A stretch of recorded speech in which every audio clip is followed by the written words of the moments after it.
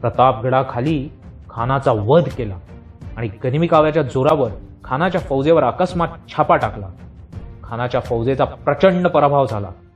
महाराजांनी अशक्य ते शक्य करून दाखवलं. प्रचंड अकल्पनीय विजय झाला.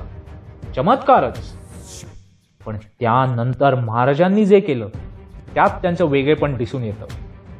खानाला हरवल्यावर त्याची प्रचंड युद्ध सामग्री आणि खजिना हे आपल्याला मिळणार ही संधी होतीच.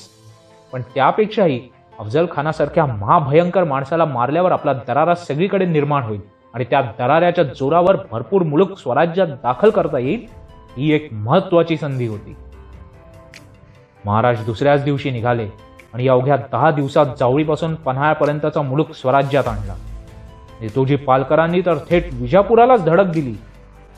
दुसरा कोणी असता तर एवढा मोठा विजय मिळवला तेच साजरी करत बसला असता. शिवरायांना सुद्धा आपण एवढा विजय मिळवला तर चला आपल्या आऊसाहेबांना जाऊन तर स्वतः सांगूया असं वाटलं नसेल का? पण स्वतःपेक्षा महत्वाचं स्वराज्य हेच त्यांनी मानलं. जगात कित्येक माणसं आहेत ज्यांच्यात प्रचंड क्षमता असते पण ते आयुष्यभर संधीची वाट बघत बसतात.